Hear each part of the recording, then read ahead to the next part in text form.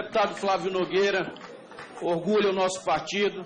Ele tem fez a colocação de forma certeira, no momento que ele divide, no momento que ele coloca as palavras do muro da divisão.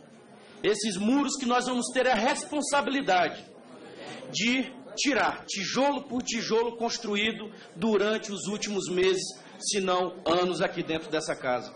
É óbvio que depois da eleição, nós percebemos que pela disputa acirrada que se teve no Brasil, se teve um resultado apertado, aonde se surgiu o inconformismo e aonde se surgiu também a falta de condições, naquele momento, de perceber que precisávamos, nós do Congresso Nacional, assim como o Executivo, precisávamos, naquele momento, abrir uma mesa ampla, democrática, para se fazer um bom e justo debate do que pensamos e do que queremos para o Brasil. Naquele momento, acabadas as eleições, lembre-se como fosse hoje, no segundo turno. No meio da contagem, o grupo que perdeu a eleição já comemorava em alguns estados.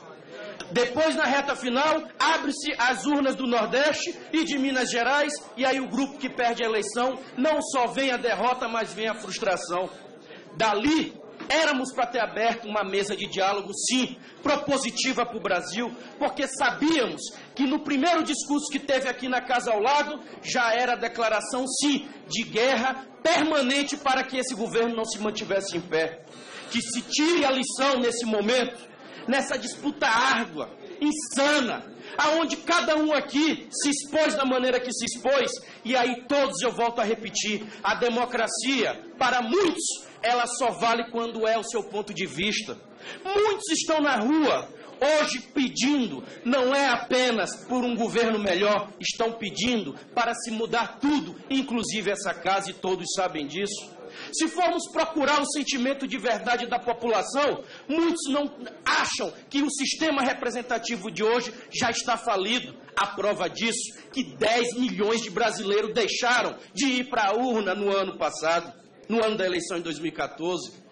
Temos que perguntar o que fazer para motivar esses brasileiros a irem para as urnas para se sentir representados.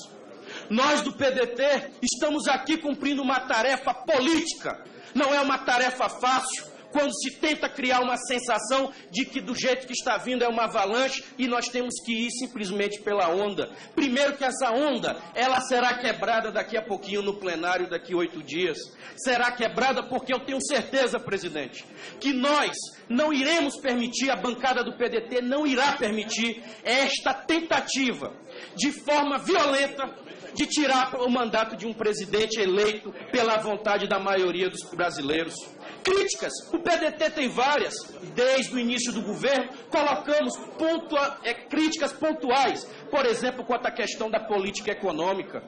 Sabemos que, assim como houve o inconformismo de quem perdeu a eleição, houve também a falha de quem ganhou a eleição para conduzir um processo de diálogo e também de construção dentro desse parlamento.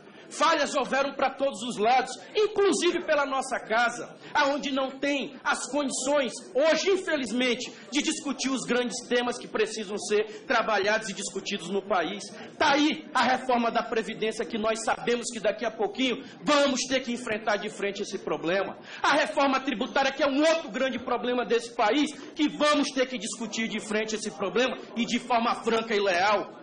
Aqui nessa casa, há menos de um ano, se discutiu de forma assodada a redução da maioridade penal e dizia que a grande maioria da população queria reduzir a maioridade penal. De lá para cá, o que foi que essa casa, de forma propositiva, fez para que a gente garantisse as nossas crianças nas escolas de forma de tempo integral? E não é apenas o governo federal, tira os governos estaduais e as prefeituras que todos aqui dirigem no Brasil afora. Senhor telespectador, na sua prefeitura, que é liderada, que hoje o prefeito é de outro partido, sem ser da base do governo, me diga quantas escolas de tempo integral foram construídas na sua cidade. Me diga quantas oportunidades foram dadas para esses adolescentes, para os mesmos que estavam aqui dizendo que se não fosse reduzido não ia resolver o problema. E como foi que foi feito para incluir? Então nós sabemos, presidente, que essa discussão do impeachment ela se tornou uma discussão política, sim. Agora ela tem que ter razoabilidade jurídica, ela tem que ter pontos jurídicos e nós não iremos fugir dela. Este relatório e esta denúncia não tem razão de ser e de existir. O PDT não vai só encaminhar contra, como vai lutar dentro desse Congresso e dentro da sua bancada para que para que a gente possa manter de forma unida, primeiro, a nossa altivez. O PDT nunca fugiu da luta. Manter a nossa coragem, porque o PDT, em todos os momentos difíceis, sempre esteve do lado do povo brasileiro. Basta ver a nossa CLT hoje, que é protegida também pelo PDT. Nós nos orgulhamos das nossas posições. E volto a repetir, o remédio para governo ruim é na eleição. Na eleição se ganha no voto, e aí sim a gente... Presidente.